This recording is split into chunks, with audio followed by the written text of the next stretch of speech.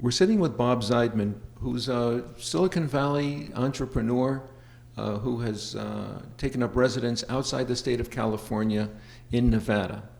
Bob, what's your experience, your long experience in California, your accomplishment there? Well, let's see. I grew up in Philadelphia, and a lot of my heroes in the computer industry were based in Silicon Valley. I'm not sure it was called Silicon Valley at the time, but the term caught on eventually. But I had communicated with people. I wanted to be an engineer, a scientist, wanted to work on computers, and then I got to California about 40 years ago. Went to school at Stanford, met some of my heroes, and found that it was the place I wanted to live forever. You know, that I wanted to set my roots down there. It had high tech, it had beaches, it had nice weather, it had friendly people, wide highways, just, you know, beautiful houses, beautiful scenery, everything you could want, and great career opportunities for me. And after about 30 some years, I found that it had changed, unfortunately, and was no longer the place of my dreams. The traffic had gotten bad, housing prices had shot up, taxes had gone way up, and what I like to say is that I wouldn't have minded paying the taxes if the standard of living had gone up with it, but the standard of living had gone down. Homelessness had increased, crime had increased, traffic had increased. It just wasn't a comfortable place anymore. And I started playing as a hobby in high-stakes poker tournaments, started coming to Las Vegas once in a while. My wife, Carrie, would come with me, and we found that Nevada was a more hospitable place. Lower taxes, lower property taxes. You know, there's no state income tax. And actually, a lot of people, including us, think of Las Vegas as being the Strip, you know, with all the hotels on them. Mm-hmm.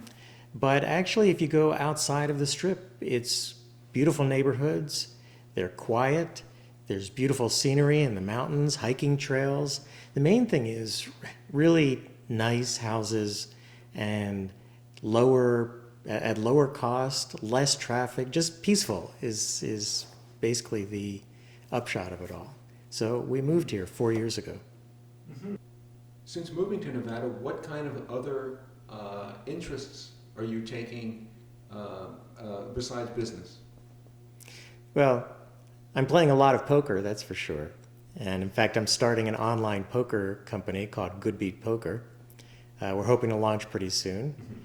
Mm-hmm. In California, I was involved in conservative politics and conservative political groups, but it's much easier to do here in Las Vegas. I think there's more of them. And one thing that we found is that in California, everybody assumed that if you were intelligent, you'd gone to school, you worked in the industry, that you must be a Democrat. You must be a liberal or a progressive. And so people would just start having conversations if they had just met you, whether it was at our synagogue or at a social event or even business meetings. People would just talk about politics and assume that you were on board with them. One thing I find interesting here in Las Vegas is that we meet people and we don't know their politics. We can actually talk politics out loud, conservative politics. Mm-hmm. And we find there are many more conservatives here than there were in California, which is not hard to do. There just weren't many in California at all. But even here, I think there are people who are not conservative, but they're more accepting of conservative views as opposed to California, where you could really be chastised and ostracized. Ostracized? Yeah, for having conservative political views. Ostracized socially or politically? I mean, professionally. Professionally, I've been fortunate. It hasn't hurt me, mm-hmm. as far as I know. Because you've been a boss. Well, I've been the boss of my own company, true, yeah. But I have clients throughout the world. There have been a few cases, very rare, but a few cases where my company and I personally had the skills that these people needed, that these companies needed, and yet we didn't get the job.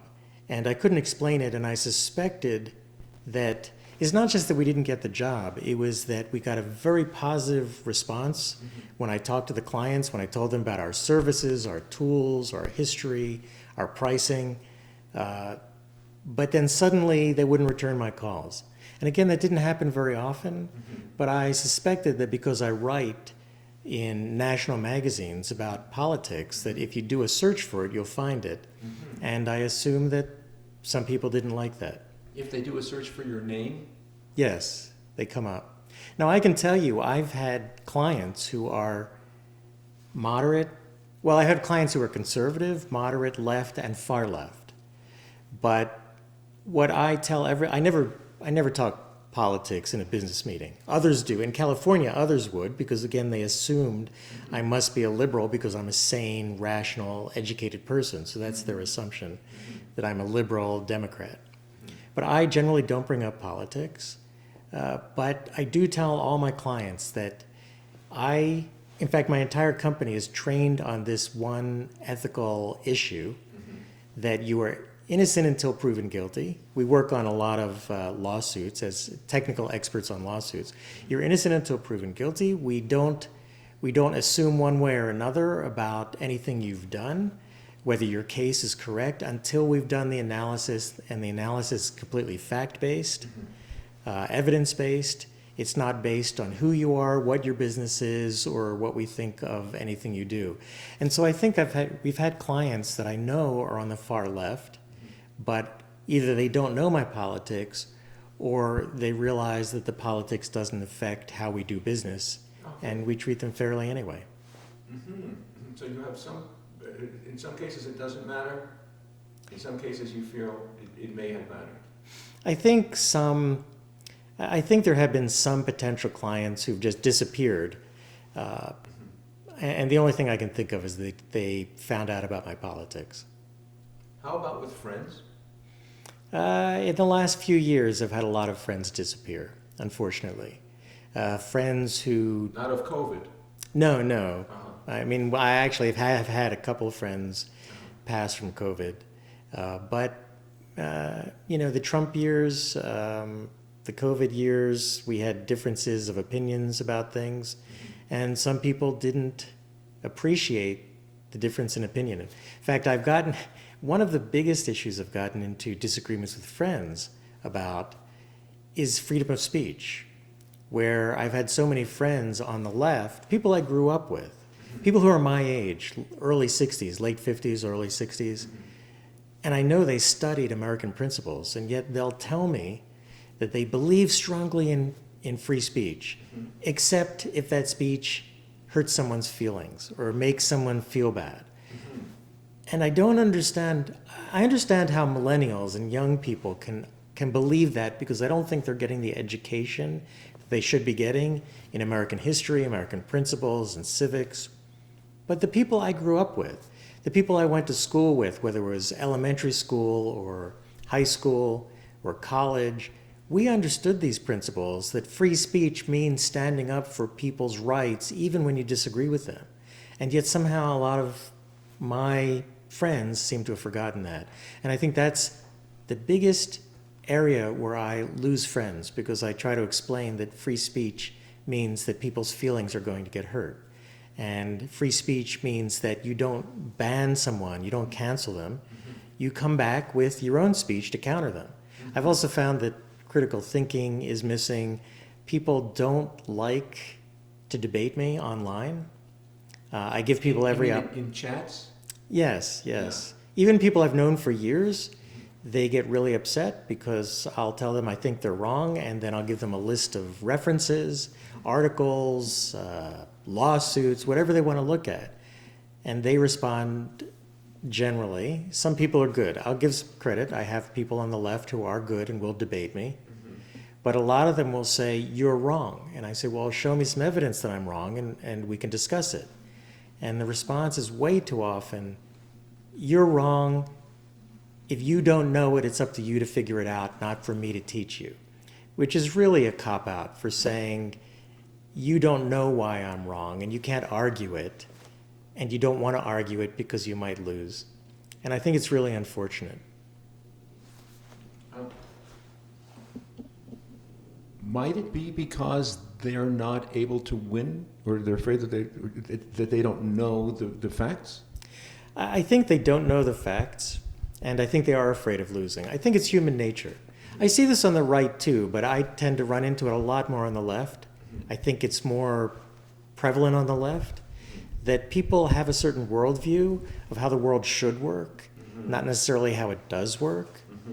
And they're happy to quote research studies that support their point, but they are really upset when they find a research study or an article that goes against their point. And they really don't want their worldview shaken that much. So they'd rather cut me off than debate the issues with me, which is unfortunate. Is there an otherness that has been created in our society, in your estimation, an otherness which is similar to that which occurred in fascist, communist, and Nazi societies in the early 20th century? I'd say there's a parallel there for sure. I think in communist societies, in particular, fascist societies, sure, I don't want to equate Nazi Germany with what's going on here right now, but there are certainly some, I think, seeds of that, in that what's frightening is when any group of people says, your opinion is so dangerous that we can't let people hear it. Now, I find that in all walks of life, in all groups, that people today are fighting, even groups that I like, sometimes they get carried away in fighting to stop people saying something that they don't like. And I think it's hard to overcome that. People don't want to hear opinions that they don't like and they can't argue with.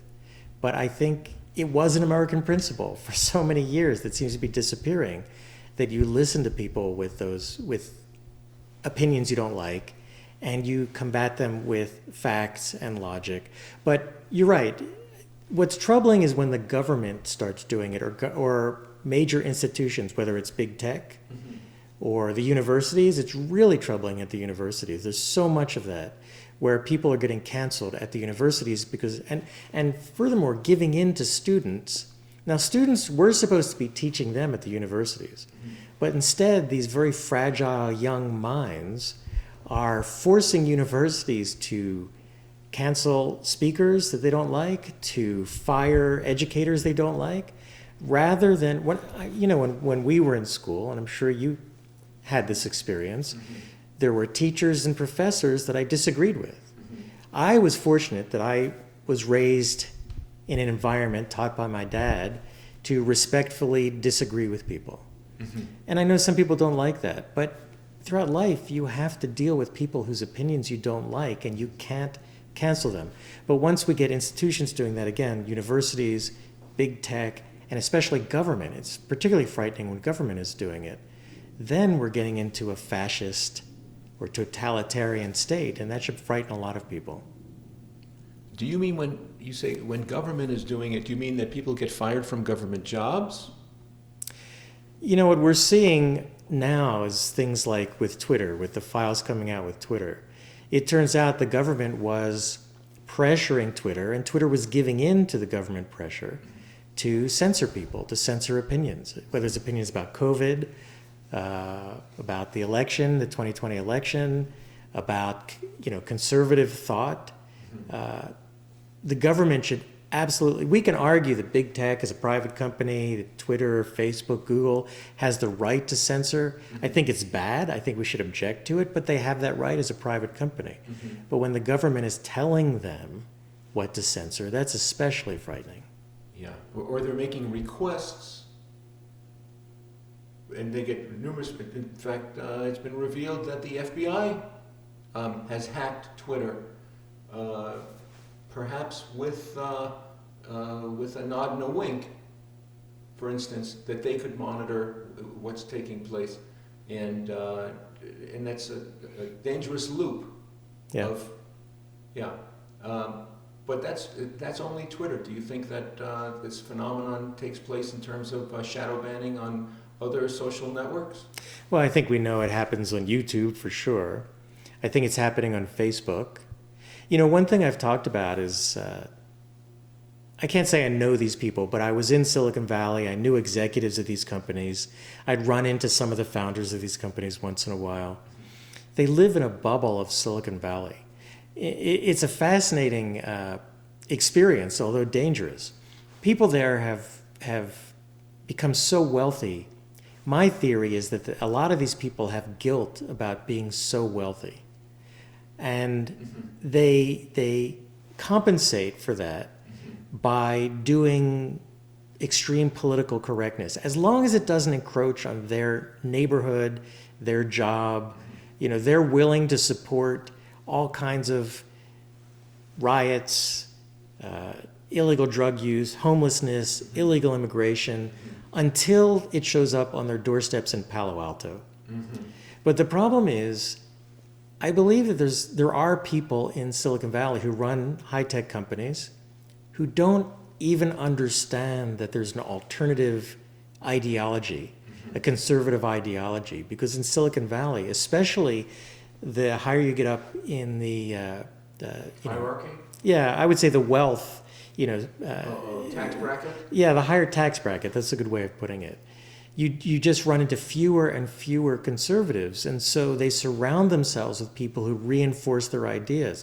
So in some cases, I think there might be people who are trying to... Well, I don't think anyone in Silicon Valley needs power. They have plenty of power.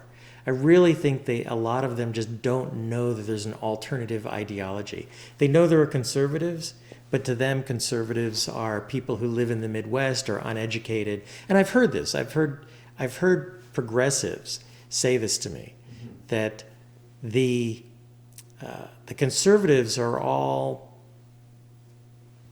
uneducated people who are doing labor, working on farms. They really don't understand how the world works.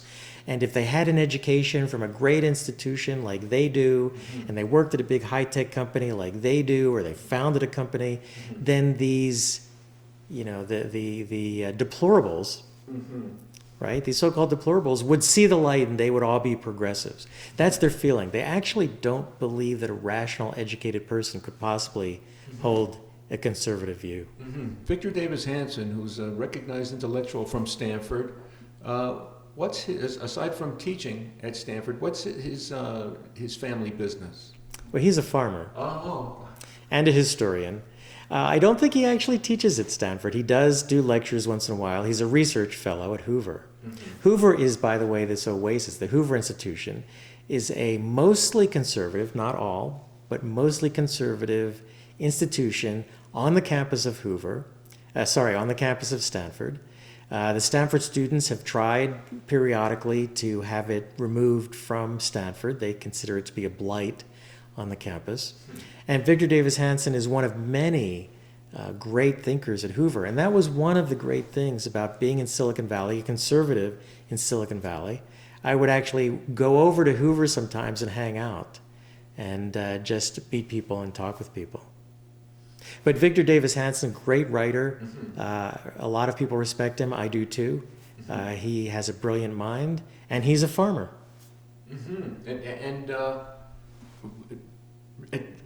Does it ever come up among these intellectuals, or just, liberal intellectuals, any of his thinking?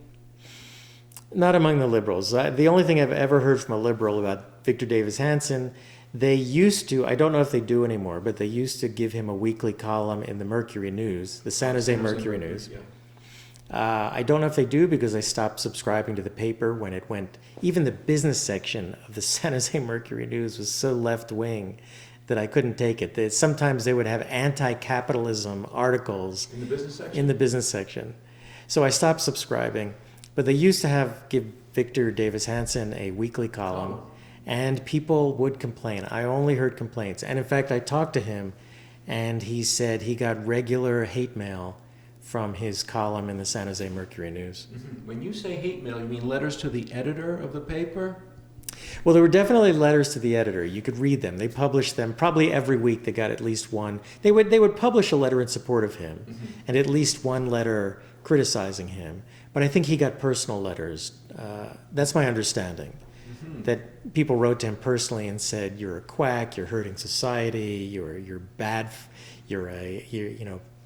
I don't want to put words in people's mouths because I don't know what the letter said, but I just know what he said is he let them bounce off him. I think he's a very calm, controlled person. So I don't think he ever got upset, but it was frustrating, I would put it that way.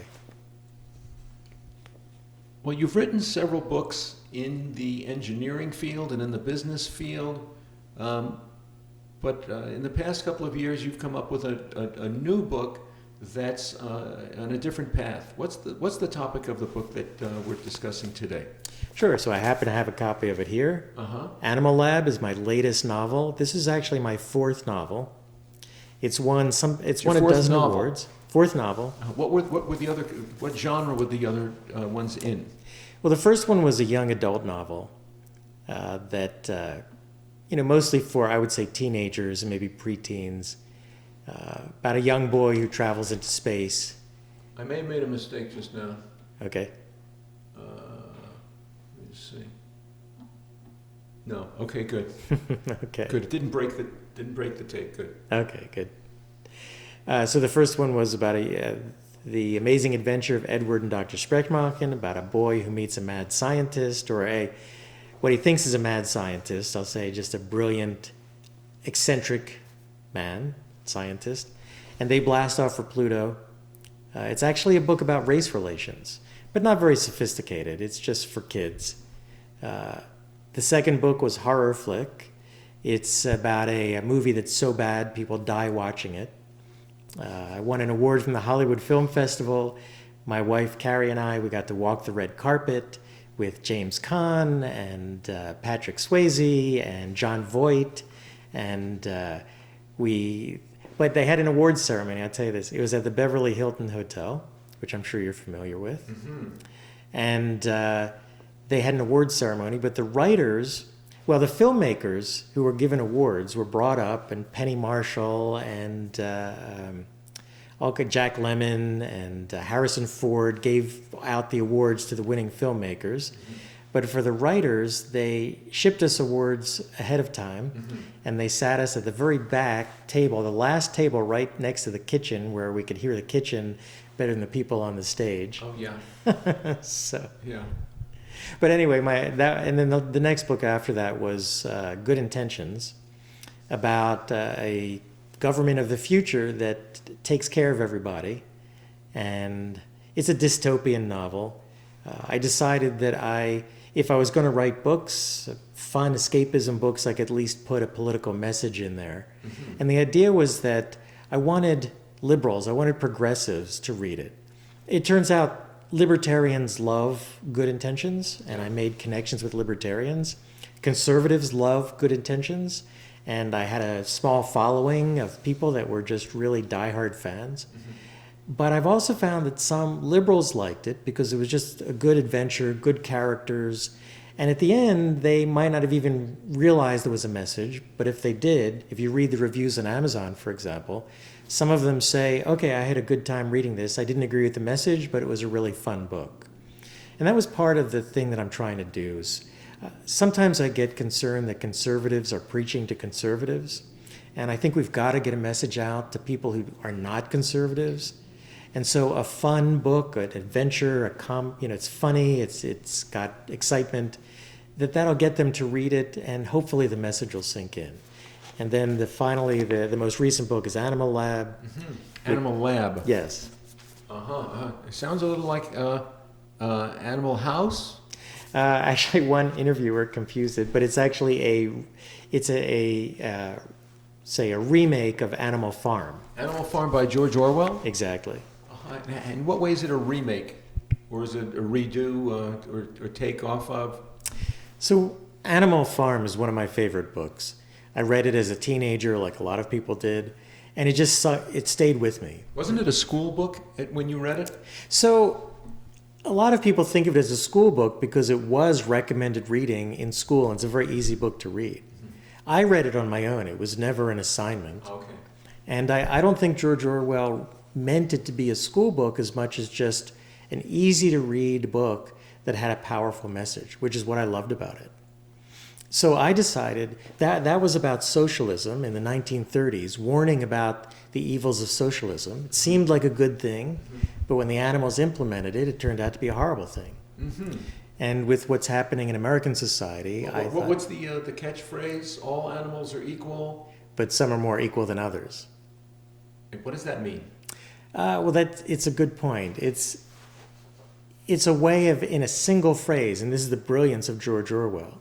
In a single phrase, he could capture the evil of communism and socialism, which is that it's too easy for one person or one party or one group to gain power. Uh-huh. The whole idea was that all animals were equal. But in a society where everything, every being is equal, one person can start grabbing power easily. There's no checks and balances. And so in George Orwell's, it was the pigs who said, oh, we're all equal, but by the way, the pigs are a little more equal, which doesn't make sense logically, but it was a way of keeping the other animals in line and taking more privileges for themselves, which is what happens in a communist and socialist country. Where that the elites have a different permission, a different lifestyle than the proletariat, I'm assuming. Exactly. Yeah. Exactly. And that's in socialism and communism. Yeah, and there's not a big difference between socialism and communism. In my mind, communism is just basically the natural order of socialism. Socialism is an ideal, but I will say there was one country, I believe there's only one country where socialism ever came close to working. When you say working, meaning, because I'm assuming you mean being effective, in Right. an effective egalitarian society? Right. Uh-huh. Do you know what that example is? Where is or where was or is that? It was Israel. Israel started off as a socialist society, and they survived without this power grab that's happened in every other country. How they did it? Probably because they were fighting a common enemy. When a country fights a common enemy, which was the Arab states, out to destroy them, it unites people. And people don't have the chance to grab power when they're too busy fighting an external enemy. However, as good as socialism worked out in Israel, again, I think better than any other country in history, they abandoned it. Because the country had terrible inflation, it didn't have the technology that it needed, it didn't have the industry that it needed, and the way to get that going was to introduce capitalism. Okay, so in your book, now how is this different from Animal Farm? Okay, so in my book, Animal Lab? right, Animal Lab, it's what happens is it's my attempt to show. I don't want to flatter myself too much. I'm no George Orwell, but George Orwell made the strong warning against socialism, and I'm making a strong warning against what people are calling democratic socialism. And the idea here is that these animals, in my book, they wake up one day and they can communicate with each other. They're in a laboratory. They communicate how? Verbally? Verbally, they talk to each other. Although, it's not clear how they communicate, but I will assume it's verbally. But you're quoting them. Yes, Okay. yes. And so... You're interpreting for them. right. And what do they say? Well, what they do is the humans are gone, and the humans had always taken care of them. So now that the humans are gone, they need a way of managing their responsibilities, rights and responsibilities. They've read about a farm in England that tried socialism, and it didn't work. So now they want to implement instead what we'll call a constitutional democratic republic. I mean, basically, they're taking the principles of the United States and they're going to practice them in their animal lab, in what's called An-America. So they create a constitution, they create elections for a legislature, an executive branch, the courts, so they have checks and balances, they implement capitalism, and everything seems really good. This is great. But what happens is we get some leaders coming in who decide that they need to be more egalitarian. The problem is some animals have 2 legs and some have 4 legs. Some have opposable thumbs and some don't. Some have tails, some don't have tails. Some are large, some are small. And their solution to this is to make sure that everything is equitable. And in doing so, they have to break some of the rules that have been put in place in the government. But they're okay with that because equity and social justice is more important to them. Mm-hmm. And so the whole idea of the book is how, I'm giving away the ending a little bit, but how the people who come in with these good intentions that want to make things equal end up destroying society and gaining the power, just like in Animal Farm. So it becomes a more, in fact, communist tyranny? I would say that, yeah, definitely a totalitarian type government that supposedly is dedicated to equality and social justice, when in fact there's a few people in power dictating how everyone else should live their lives. What do you hope people will take away from this story? Well, ideally, the people who are, look, I believe that there are a small group of people who are in favor of what we'll call wokeness, woke culture, or social, democratic socialism. I think there's a relatively small group, but they're coming into power, whether it's in universities or government or big tech. And there's a lot of people who just want to go on their daily lives and don't think about this. But if they say, do you want equality? Do you want social justice? Well, that sounds great. So ordinary people are saying, yeah, of course we want equality. Of course we want social justice. So my goal, ideally, is to have those people, the people who are not studying politics, the people who are not in leadership positions, to read my book and say, hey, a lot of the things in this book are happening in our society, and maybe they're not so good. Maybe they have great labels. Maybe they sound great as a soundbite, but in reality and practice, they're causing our society to crumble from within. Because in 99% of the countries that have implemented socialism and communism, what has happened? Well, they've all failed, every single one of them. The socialist Democrats here, of course, they say they're going to do it right this time. And again, in my opinion, only one country has ever done it right, and that's Israel. And they abandoned it because it wasn't working. So when someone says, well, we're going to do it right this time, they don't specify how? No, somehow they attach the word Democrat to the word socialism. And somehow that makes it correct. But as we know, the Nazis and Hitler were democratically elected in the socialist country of Nazi Germany. National Socialist, right, exactly. Yeah. And, we had the revolutions in the Soviet Union, which were supposed to bring about equality and brought about one of the most horrific, totalitarian, murderous governments in human history.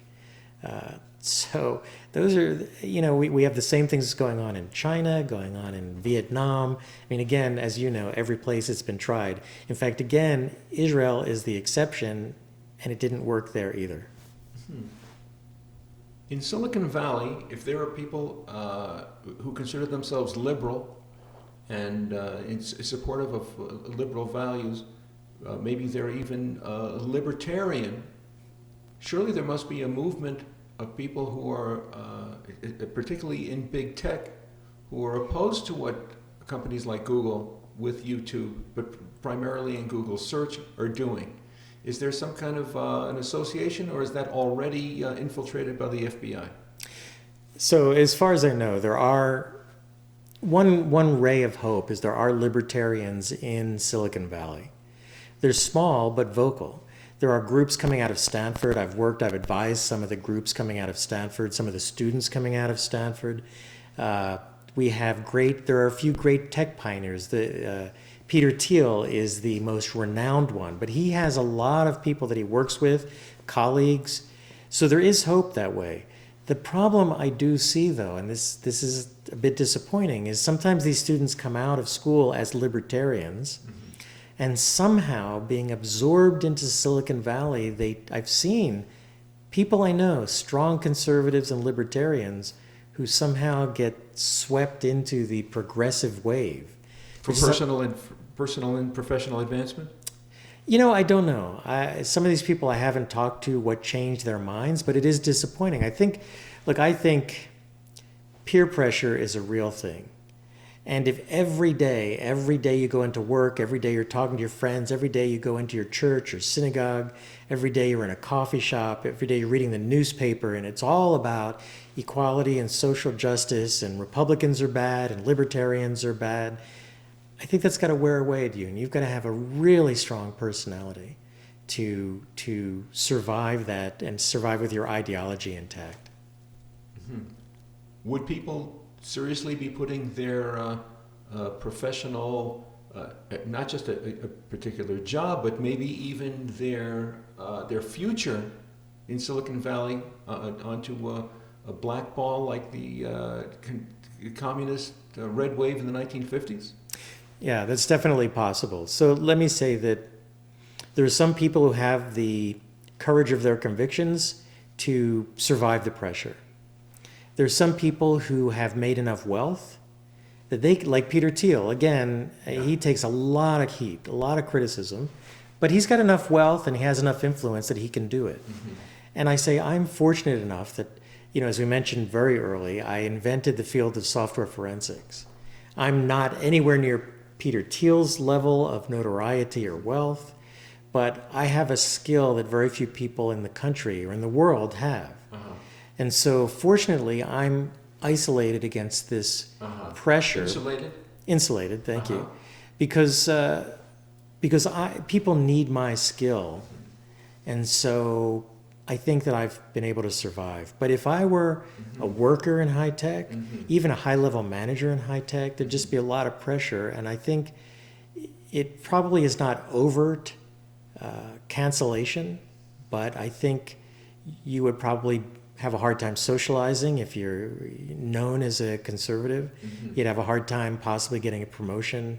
So I think it would make life difficult. One thing I'll say, I'm not going to name any names, but I notice over the years, the people who work for me have a tendency to be conservative. I don't choose anyone based on their politics, and I've had progressives work for me. But I think my attitude comes through in having a high ethical standard, having certain values, including that a party is innocent until proven guilty, that we're objective, 100% objective. We've told clients, so again, we do work in litigation. We've had clients hire us to say, we need you to show that we're right in this litigation. And there have been times when we get through our analysis and we go to the client and say, you're not right. Mm-hmm. You did something wrong, or the other party did not do something wrong, for example, and we can't support your case. And I think we actually get a lot of business because of that from clients who really want the truth. Not every client does. Not every party to a litigation wants the truth. But also the people who work for me, I make it very clear that we have certain values. We don't prejudge anyone. We go by the facts. And if the facts don't support our client, we let them know that. And so I have a tendency, most of the people working for me, I never ask their politics. We rarely discuss politics, but it comes up. And over the years, most of the people working for me tend to be conservatives. What do you think about this divisiveness now? And we're recording this at the beginning of 2023. This past week, just 2 days ago, they had the second anniversary of the January 6th riots or rallies, demonstrations. This vilifying of the right on the part of Democrats and the mainstream press. What do you think about this divisiveness? Well, I think the whole divisiveness is a horrible thing that's happening in our country. I think, I know from talking to politicians, for example, that Democrats and Republicans used to come together and look, I think no one should compromise their values, their basic values. But there are compromises that politicians and people can make to get things done, and it just doesn't happen so much anymore. And two examples of that are, I think, the Reagan years when the Democrats really hated Reagan. And yet, Democrats and Republicans came together and got things done. And then I think also the Clinton years. Republicans and Democrats really didn't like each other. I'm not going to say I was a fan of Bill Clinton, but I think that he recognized the need to compromise and made compromises with the Republican legislature. I think starting with George W. Bush, the Democrats realized that they could get a lot more mileage out of attacking the president. We saw that when almost every Democrat in Congress voted for the Iraq War. But when the elections came up, George W. Bush's elections for a second term in 2004, that suddenly no Democrat would claim to have supported the Iraq War, even though that was absolutely a false statement out of each and every one of them. But they found that by creating this division, that they could create an argument that would win them votes. And it worked to some extent. And it worked more during the Obama years. I think it worked more during the Trump years. And I think we're not seeing anyway, it doesn't seem like we're seeing any progress going back to conservatives and liberals, Democrats and Republicans trying to work together to accomplish things and vilifying the other side. I find that the Democrats, among my friends, for years, we've always thought that people on the left were naive. Again, the title of my book, Good Intentions. We always thought they had good intentions, but they were naive in how to go about getting the goals that they, in reaching the goals that they wanted. Mm-hmm. But the people on the left generally think that the people on the right are evil. Mm-hmm. And, brings you back to these totalitarian governments throughout history, the way they got the masses to hurt ordinary people was to convince them that these people were evil. So I think that's a very frightening thing when the Democrats say that Republicans are evil. Mm-hmm.